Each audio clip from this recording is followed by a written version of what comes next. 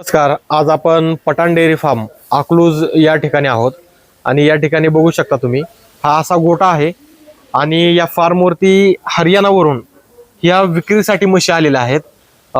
या ठिकाणी आपण 2-4 टाइम दूध काढून या म्हशी घेऊ शकतो. दादांना विचारूया डिटेल.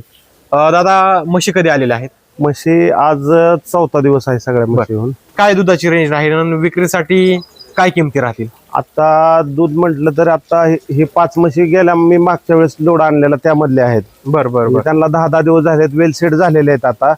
तर ह्यांच्यामध्ये आता काट्यावरती 8.5 लिटर आणि मापाचं 9.5 लिटर पर्यंतची म्हैस आपल्याकडे आहे. बरं. साधारण 7+ ह्या 5 म्हशी आहेत. आणि तिकडं 11 म्हशीचा लोड आलेला आता 4.5, 4, 5 लिटरवरती ह्या हिशोबाने आता सध्याला आहेत म्हशी. साधारण काय दूध क्षमता जाईल त्यांच्या हायेस्ट 8, 8.5, 9 लिटर पर्यंत मी सांगणार नाही, पण तुमच्या दारात जाऊन देऊन 8 लिटर पर्यंत सफिशियंट होईल. काट्यावरती दूध मोजून दाखवणार? 100% मोजून दाखवणार काट्यावर. शेतकऱ्यांना गॅरंटी देणार का त्यांच्या गोट्यातली? त्यांच्या गोट्यात डाएट प्लॅन मी दिलेला सांगितलेला डाएट प्लॅन दिल्यानंतर, परवडणारा डाएट प्लॅन दिल्यानंतर 100% तेवढं दूध काढून तिथं देणार.